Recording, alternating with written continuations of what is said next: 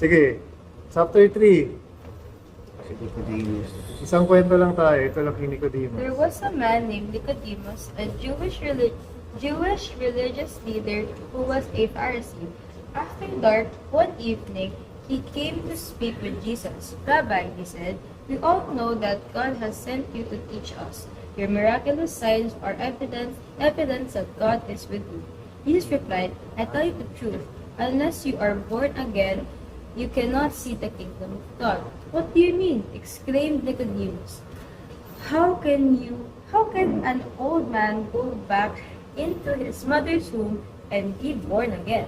Jesus replied, I assure you, no one can enter the kingdom of God without being born of water and spirit. Humans can reproduce only human life, but the Holy Spirit gives birth to spiritual life. So don't be surprised when I say you must be born again. The wind blows wherever it wants, just as you can hear the wind but can't tell where it comes from or where it is going. So you can't explain how people are born of the Spirit. How are these things possible? Nicodemus asked. Jesus replied, Jesus replied, you can be a respected Jewish teacher and yet you don't understand these things. I assure you, we tell you what we know and have seen, and yet you won't believe our testimony. But if you don't believe me when I tell you about earthly things, how can you possibly believe if I tell you about heavenly things? No one has ever gone to heaven and returned, but the Son of Man has come down from heaven. And as Moses lifted up his bronze snake on a pole in the wilderness, the Son of Man must be lifted up, so that everyone who believes in him will have eternal life. Yan muna. Before tayo mag-16. Sige, ano? Observe My guy named Nicodemus, Pharisee siya, very well respected, and yung nakasabi ko, he's respected. And he asked Jesus Christ, ano ba sinabi? He asked Jesus, he Sige. said, we all know that God has sent you to teach us, teach us your miracle, ganyan. And basta ano siya? Anong question yun? Wait lang. We all know that God has sent you to teach us. Miracle signs are evidence that God is with you. Sabi niya. Tapos nagsabi si Jesus Christ na Sige. hindi mo makikita yung kingdom of God kapag hindi ka born again. And Nicodemus took that literally. Na Mababalik sa... paano ka mababalik sa womb ng nanay mo kung matanda ka na? Like, what do you mean by that, sir? And Jesus answered saying, Sige. you have to be born again in water and spirit. Okay. Tama ba? Okay. Sige, isa-isahin natin. Yeah, tama. Isa-isahin natin. Sabi ni Nicodemus, we all know that God has sent you to teach us. Yeah. So alam nila na teacher siya. Kaya rabbi tawag niya, no? Okay, rabbi ibig sabihin nila teacher. Does he believe? No. A little bit. Parang, kasi meron siyang knowledge eh. Sabi niya, we all know. Yeah, he Okay. said that. Pero ang alam niya is, sent by God to teach us. Tapos, next statement niya, your miraculous signs are evidence. God is with you. So, nakatingin ulit siya sa miracles. Okay? So, evidence daw yun that God is with you. Pero si Lord sumagot na naman na hindi direct, no? Ano ka yung born again? I tell you the truth, sabi. Okay, unless you are born again, you cannot see the kingdom of God. Hindihan natin to. Yeah. What do you mean? Huh? What do you mean? Ano ibig sabihin ni Lord? Oh, kasi yun yung tanong ni Nicodemus eh. What do you mean? How can an old man go back into his mother's womb? Ano next yung sagot? I assure you, no one can enter the kingdom of God without being born of water and the Spirit. Okay. Humans, sabi niya, can reproduce only human life. Ano ibig sabihin nun? Naintindihan ba natin? Na-mention na pala yung Holy Spirit yun. Ha? Na-mention na pala yung Holy Yes. Spirit. Mention na. Ever since ng gospel, lagi na may Holy Spirit. Kasi tungkol na siya kay Christ eh. Pag-baptize sa kanya, Holy Spirit na rin. Yan. Ito muna, para maintindihan natin. No, unti-unti. Sabi kasi, kailangan daw ma-born of water and spirit. Yun yung ibig sabihin ng pagiging born again. Guys, alamin natin to ha. So inulit niya, yung una niyang sagot hindi naintindihan. Unless you are born again. So inulit niya. This time, sabi niya, born of water and spirit. Tapos nag-explain siya. How can humans can reproduce only human life? Ano ibig sabihin nun? Yung physical.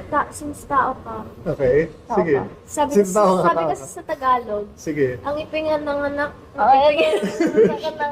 ang ipinanganak ng tao ay sumusunod sa ugali ng tao. So, yung pag tao ka, yung ugali mo, more on Worthy. hindi, more on earthly. Ayun, worthy? Sige, try mo. Basta yung ugali ng tao. Ayun yung yung parang sinasabi ni Daddy kapag nagpe-preach siya about sa mga ano tawag dito? Tawag dito sa sinasabi ni Lord na tawag doon ipapanganak muli. Yung hindi siya about sa ipapasok sa loob ng tiyan ulit ng nanay mo. It's about siya sa new life mo na may spiritual kang parang basta yung hindi ka lang basta-basta nabubuhay para sa sarili mo, para sa mga pamilya mo. Like parang may kasama ng spiritual. Yung Okay, life mo, sige. ganun. Interpretation na yun, ha? Tama naman siya, pero dito muna tayo sa sagot ni Lord. Para hindi tayo mahirapan. Ito yung tinitrain natin dito eh. Mag-stick sa scriptures, di ba? Mahirap kasi yung pag nagbabasa ka, hindi ka nagbabasa, may nire-remember ka na turo dati. Tama rin naman yung naalala mo kasi tama yung nagturo. Pero dito muna tayo, focus tayo dito sa sinabi. And-explain kasi niya dito, humans can reproduce only human life. So kaya ako tinatanong ano ibig sabihin nun. Kung tao ka, tao yung mapapanganak mo. Physical na Reproduce, ano yung ibig sabihin na reproduce? Mga kapananganak. Ayun, di ba? Magagawa. So kung tao ka, tao din yung... Sabi kasi sa Tagalog, ugali. Okay, sige kasi ano na yan eh. Meron din kasi tungkol dito sa ugali later. Sige. But, sabi, so nag-create siya ng contradiction. The Holy Spirit. Pero yung Holy Spirit gives birth to spiritual life. Yun yung sinasabi ni Hara. So yung spiritual life, saan manggagaling? The Holy Spirit. Sa Holy Spirit. Okay, so hindi tayo mabubuhay ng spiritual without the Holy Spirit. Parang ganon. So, okay. So don't be surprised. Huwag kayong magulat. You must be born again. Inulit niya. Tapos, ang sabi niya next? Sige, basahin niyo to. 8. The wind blows wherever it wants, just as you can hear the wind but can't tell where it comes from or where it is going. Okay. So you can't explain how people are born of the Spirit. Okay. So, Para siyang wind. sino yung tinutukoy? Yung Holy Spirit.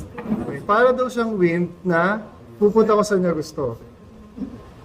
So, hindi natin makakontrol yung Holy Spirit. Siya bahala kung anong gagawin niya. Okay? Importante yun, ha? Importante yun. Hindi natin makokontrol, ha? Kasi yun yung sabi, dinidescribe ni Lord kung paano gumalaw ang Holy Spirit. Sabi niya, wherever it wants, kung saan niya gusto din yung gagawin niya. Tapos, just as you can hear the wind, but can't tell where it comes from. So, ganun daw yung Holy Spirit. Nararamdaman natin sa hindi natin alam kung saan siya nanggagaling, saan siya pupunta. So kapag wala kang Holy Spirit, Wala ko na Wala kang spiritual life. Kasi yun lang mag-birth ng spirit. Yun yung pagiging born again. Can-explain dito. Na walang born again, na walang Holy Spirit. Okay? Gets na yun, ha? Okay. So, ibig sabihin, matik siya. Yun din yung pinag-usapan natin before na yung baptism of the Holy Spirit. Kasi pag truly mong tinanggap si Lord, matik kasama na agad yun. Baptize ka na in the Holy Spirit. Hindi tao magbabaptize sa atin ng Holy Spirit. Kaya nga si John, hindi niya yung ginawa, di ba? John the Baptist. Di ba yun yung sinasabi? Wala ka nga pala. Yun yung sinasabi niya eh. Na kayo, water lang ang pagbaptize ko, pero may dadating na magbabaptize sa inyo. Si Christ yun, di ba? pero. Okay.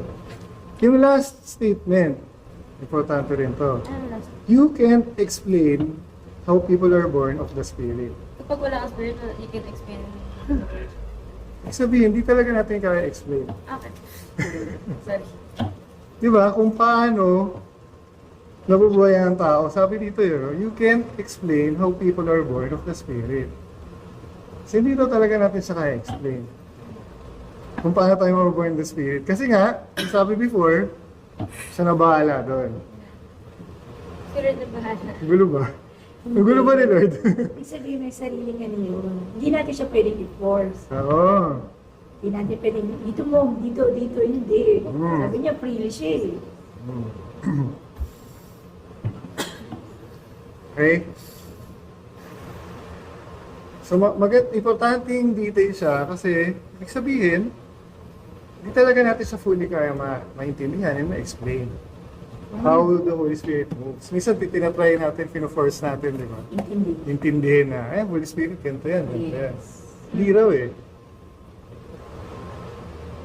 Di ba? Minsan, sa ng utak ng tao, para maintindihan natin, pinipit natin siya doon sa gusto natin. Oo, sa standard natin. Kasi ito. Pero ang totoo, hindi nyo kayang explain. Diba? Hindi mo alam kung what the spirit ba yun. Gusto mo lang, yun yung pagkaintindi mo. Tama. Gets mo? Tama. Naintindihan niya, guys? Sige, next. How are these things possible? Okay. Meron ba dito? May napansin ba kayo dito? Clueless na po kahit Yes, so may expectation si Christ sa mga leaders. Tama ka. Sabi nga ni Jesus sa ayah, you are a respected Jewish teacher and yet you don't know, you don't understand these things. Bigyan mo ng feelings. Sige. Ayoko. Yan mo yan. Paano kasi sinabi ni Jesus yan? Okay, no? So may Pili ko expectation. din na raya ni Jesus Christ tong... Parang eh, no? Oh. Respected ka, tapos di pa to alam. Parang ganun eh, no? Okay. Jewish teacher ka, hindi mo to alam. Kasi inaaral nila eh, yung scriptures, di ba? Okay. Pero parang hindi naman salita si Nicodemus. Hindi na, puro pula na to eh. Puro pula na, oh. Nakikinig No na, comment. Ano kasi no comment? nakikinig na lang Thank siya you na. po. Tapos, I assure you, we tell you what we know and have seen, and yet you won't believe our testimony. So kahit pa sabihin, Kumbaga, nagsalita na siya. Si Christ, hindi pa rin naman kayo naniniwala sa mga sinasabi niya. Gusto pa nila na sila po gusto makakita. Ayun nga, di ba? Nagdi-demand lagi sila ng They live by miracle. sight, not by faith. Yes, no? Example, no? Ano pa? Ano pang sinabi niya? If you don't believe me when I tell you about earthly things, Or pa kapag heavenly things. How will you believe? paano pa kung mga heavenly things? Ano pa? Sige, dahan-dahan lang. No one has ever gone to heaven and returned. Sige, matatawa ka. Ano ibig sabihin nun? walang pumunta sa heaven, tas bumalik. Okay. Pero, may sa heaven, Sige. na bumaba for sa earth. Okay, tama. Merong, Gets mo? but the Son of Man came down. Sabi ni Sino yun? Jesus Christ. Okay. Okay, importante yun ha. So wala daw, nakapunta na ng heaven, tapos bumalik. Okay?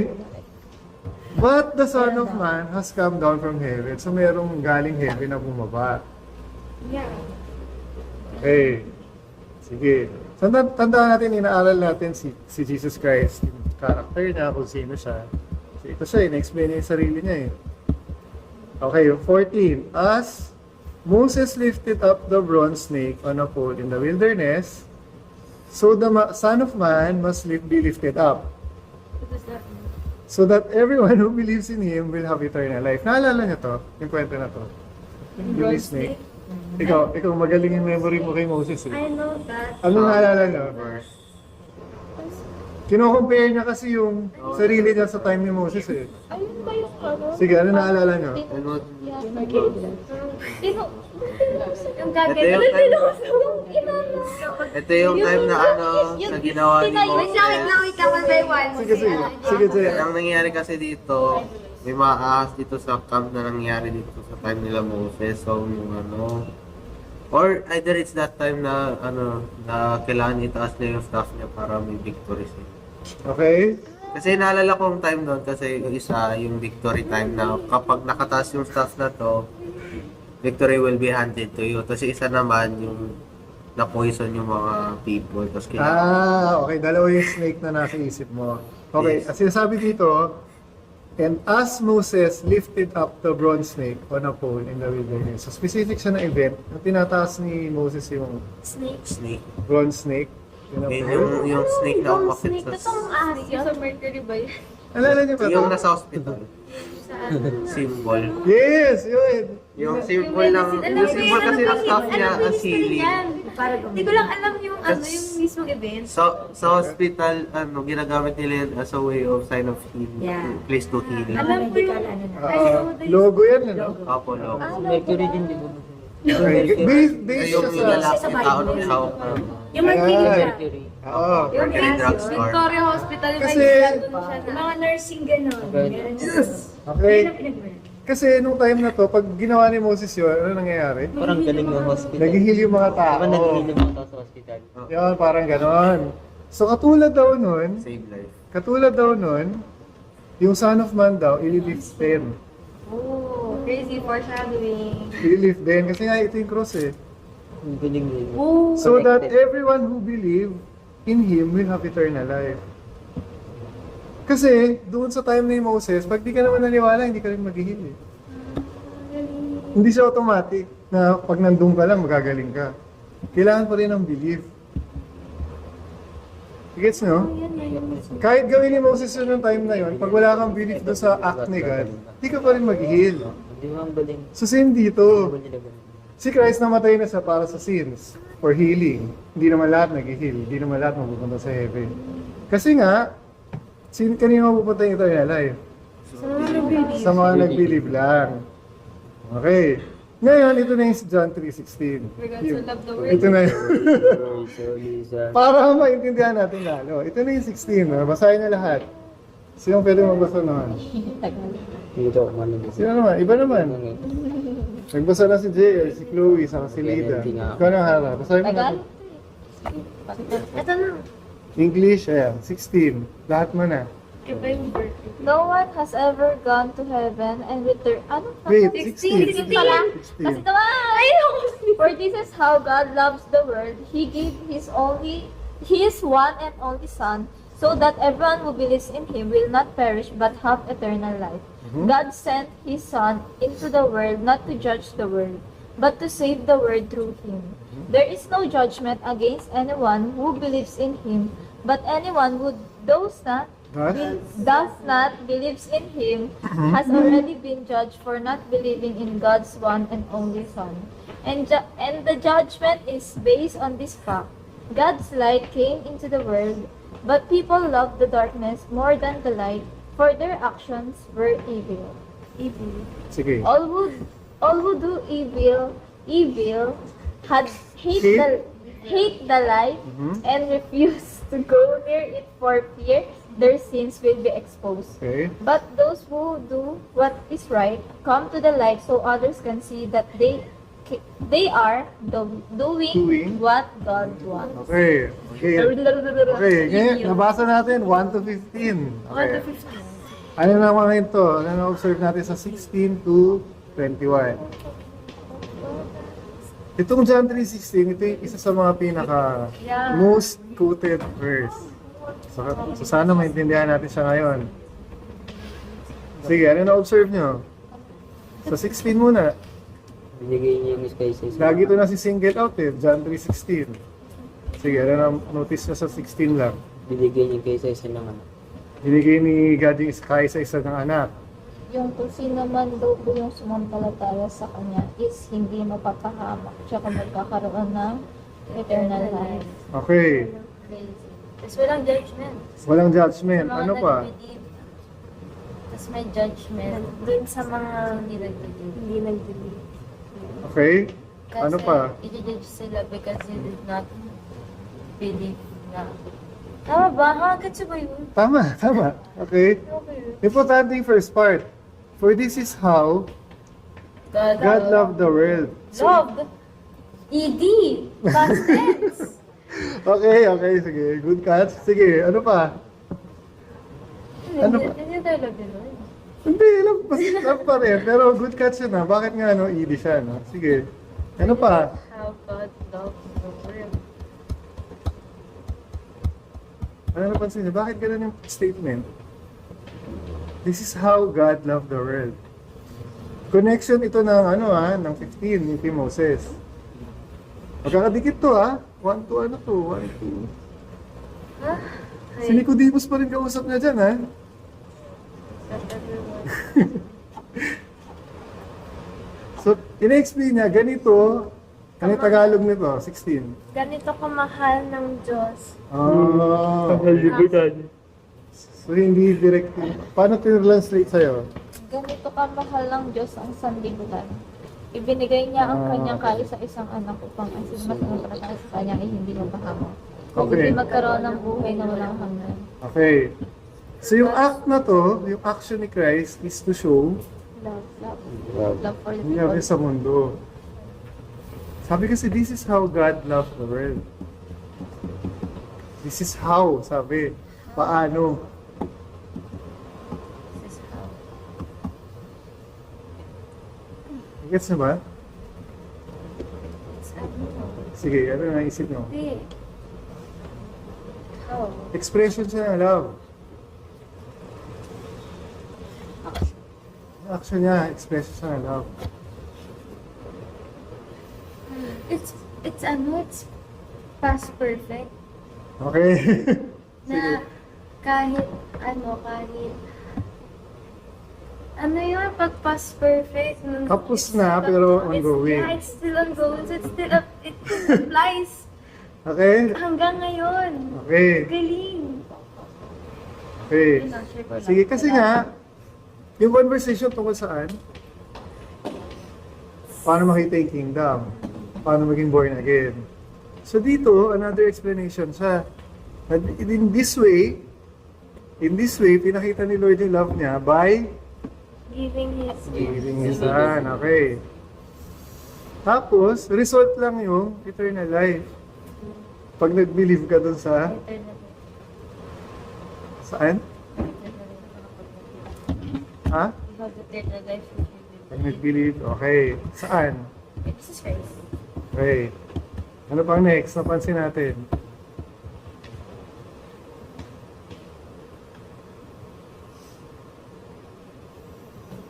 Ano pa ba? Kuya, yung sinasabi ba ditong darkness, yung mga,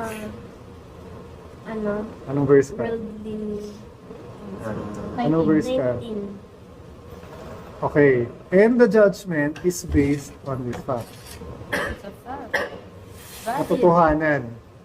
Valid. Yung judgment daw dahil doon, based doon. Sa fact na, ano sabi? God, yung God's light. daw, Sige. God's light came into the world, but people love the darkness more than the light. Okay. For their For their actions. actions were evil. Ano dinatukoy dito? Yun ba yung mga, yung Worldly. darkness? Ano yung God's light? Si Jesus Christ. Okay, tama. Ayun yung inaral natin last time sa chapter 1. Di ba yung mga... God is the word, God is the light. Yes, okay. Okay. So yung light daw, nagpunta sa mundo. Ano yung nasa isip mo? Ara? Yun lang kasi wala silang God's light. So parang ang ano dito, ang term dito is hindi nila alam yung parang scripture ganun. Kaya Okay. wala silang Diyan sa Tagalog. Hindi. Sa akin. Sa'yo lang. Okay. Okay.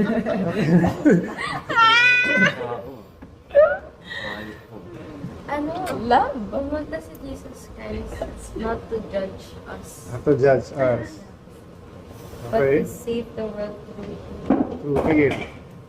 Okay. Pero, and He'll judge us if hindi tayo nag-believe. yes, kasi yung hindi raw nag-believe, na-judge na. Saan natin nakita yun? Sa 18. Sa 18. Okay. So, So, ibig sabihin, alam na niya, no? Hindi na niya kailangan mag-judge kasi nga na-judge na yung mga hindi mag-believe. Tapos na yung trabaho. Char. Yes, it is finished yun ba yun? This is really Okay? Ano pa? Ito muna, yung tanong mo. God's light came into the world, but people loved the darkness more than the light. For their actions were evil. Tapos, yung 20, yung kasunod, yun yung explanation natin. All who do evil hates the light and refuse to go near it for fear. Okay, so in-explain dito kasi, yung daw gumagawa ng evil, hate nila yung light. Kasi takot sila ma-expose. Yung Sila ma-expose. Dito specific yung explanation, ano? Sa mga mali na But ginawa. those So itong binabasa natin, hindi siya nagbibigay na instruction. Sa bawat. Diba? Napansin niyo ba yan? Nagsasabi siya ng facts. Nagde-describe siya. Okay? So, din-describe niya dito na yung mga evil people, ito yung ginagawa nila. They refuse the light. Hindi sila lumalapit sa light. Kaya red sila. Ha? Red. Red? Sabi ko sabihin red. Ano yun? Evil people? kasi pag sinasabi kasing evil, ano, di ba? Kulay pula? Kulay pula. Okay. Grabe. Okay. Ay, okay. Tapos, tinaman nyo, 21, but those who do what is right come to the light. Gusto nila malaman kung ano yung... So others can So, see they what they describe are yung dalawang tao, believer saka hindi believer, yung mga taong nasa light saka nasa dark. Nagde-describe lang siya dito. Nagigets nyo ba yung point? Na ito yung mga magbe-believe, ito yung mga hindi magbe-believe, ito yung mga nasa light, ito yung mga nasa darkness. Yun yung describe ni Lord. No? Ano pa sinabi? Sa last, those who do what is right come to the light. So others can see. Tama. Tama. So, para saan? Para makita Others ng can iba. see that they are doing what God said. Okay, so importante rin yun.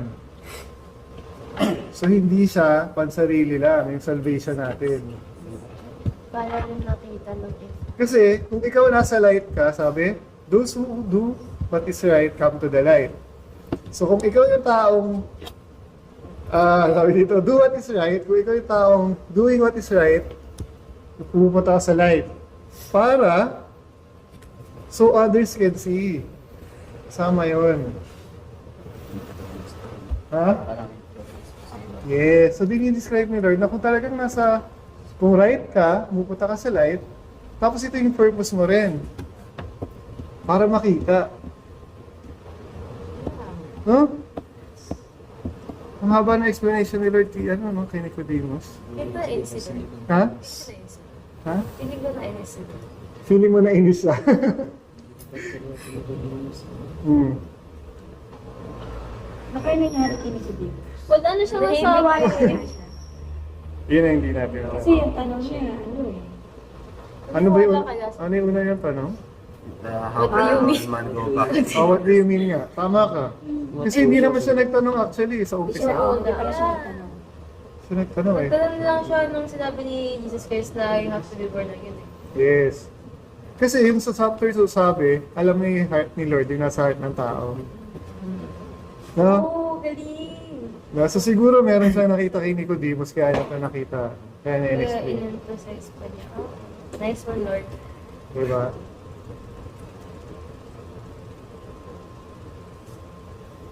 So ngayon, naku, 1 minute na. Sige, extend tayo konti. Ano yung implication nito sa atin? Ano natutunan natin?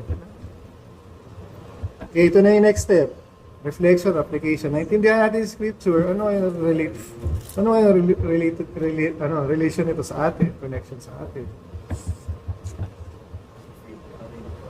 Faith pa rin. May mo sabihin. May mo sabihin faith pa rin. Ang faith natin kay God. ano gusto mo sabihin? Yung faith natin kay God, sige. Kung may faith na po tayo kay God, mas patatagin pa po natin yung faith kay God and mas palawakin po natin Okay. para maka-influence din po tayo sa iba. Maki-influence sa iba. Ano pa? Dapat since Christian tayo, Sige. dapat tayo, forever tayo naging grateful kung paano ni-love ni God yung mundo. Yes. Tama, no? Pag na-realize mo itong ginawa ni Lord para sa atin, no? Para sa atin to eh. Ano pa? Dapat, huwag tayo mahiya sa meron tayo. Di ba, as believers, we're, light. Mhm. Salt and light tayo, di ba? Salt and Yeah, light? salt and light. Foreshadowing. Pero ayun nga, Okay. dapat we shouldn't hide the light we have.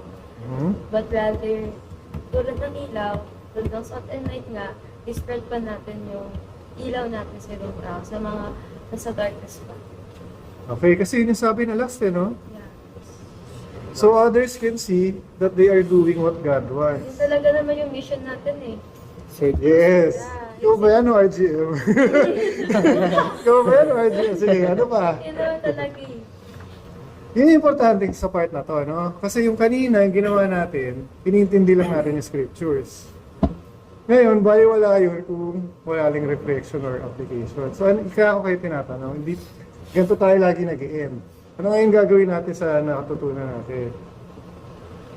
Meron ba? Share the word?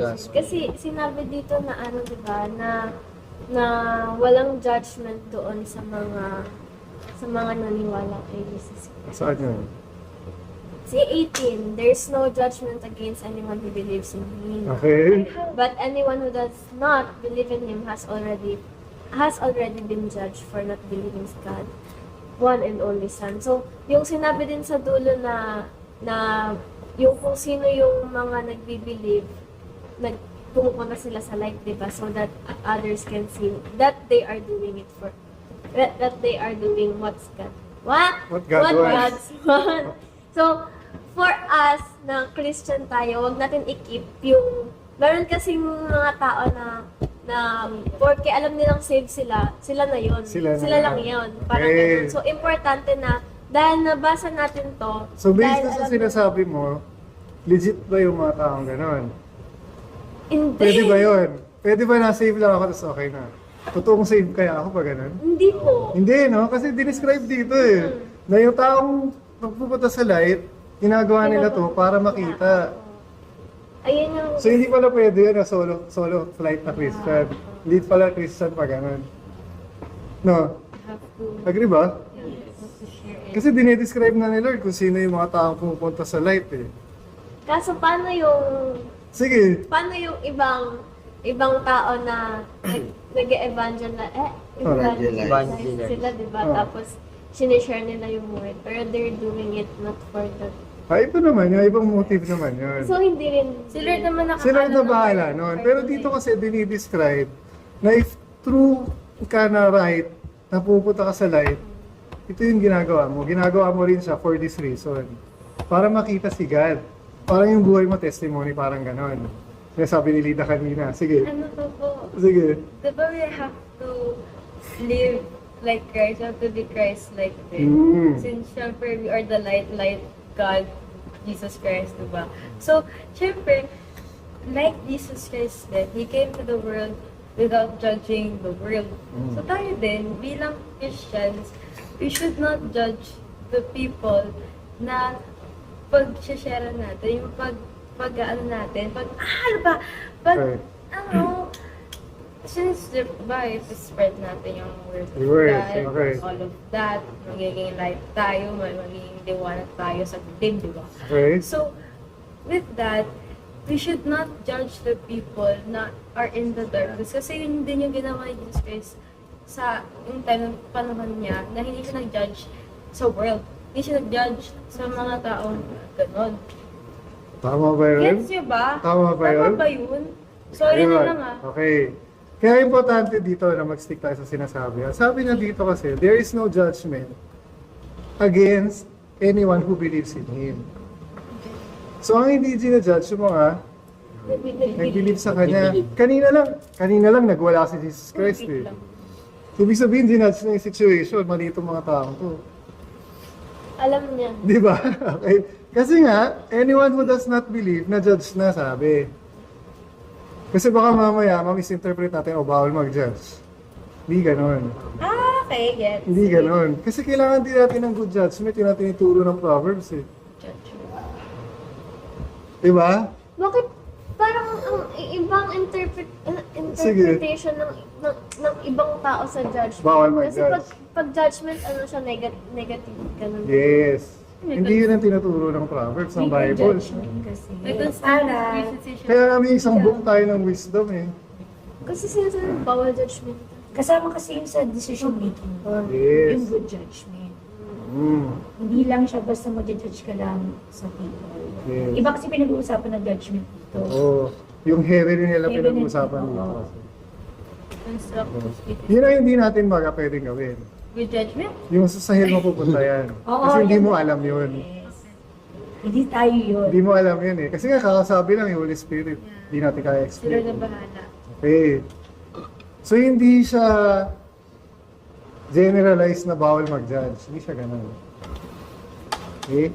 Kailangan mo pa rin mag-judge. Tama ba itong mga taong kasamahan ko? Ganun. Yes. Judgment yun eh. Parang masasama yun ah. Judgment pa rin yun. Pero yung eternal life, hindi tayo yung Hindi na mag-decide. tayo yun. Hindi na tayo yun. Okay, yung judgment yung nandito. So kayo pagiging judgmental. Lahat na lang ginajudge mo. Yeah, iba rin yun. Iba na yun. Mentality, ano na yan. Oh, mindset na yun. Mindset na yun. Okay? So meron pa? Nag-exceed na tayo ng 6 minutes. Okay na tayo dito? Wala po pumapasok na utak. Wala na, drain na. Sige, Ubusan na. ito muna. So pag may mga follow-up questions kayo, hindi lang naman tayo dito nag-usap-usap. No? Yes. Yung lagi ko sinasabi, pwede naman tayo mag-chat. Okay? Baka kasi may nakapark na tanong, hindi nyo may tanong. Sige. Sige, Marami. end na natin. Sino pwede mag-pray? Ay, meron tayong ano. Hindi ako nagtatawag dito. Sige, sino gusto? Ha? Ikaw na, sige. Ha? Ikaw na? Sige, minsan lang ito marinig eh. Sige, sige. Lord God, patawarin niyo po kami sa mga kasalanan na nagawa namin sa puso. Sa mga nagawa namin hindi kaaya sa Lord God, sa mga nasasambit namin, nabibig na hindi kaaya Lord God, sa mga ninisip Lord God. Lord God, maraming salamat po sa mga biyabigay sa amin araw-araw, guidance, pag-iingat po Lord God. Lord God, naway yung mga naaral namin, narinig namin ngayon Lord God, sa biyas namin Lord God. May sa puso namin at pumasok sa aming isipan Lord God, and magkaroon kami ng knowledge Lord God, and may sa buhay po namin Lord God. Lord God, lahat ng ito itataas ko sa pangalan mo in Jesus' name. Amen. Amen. Nice.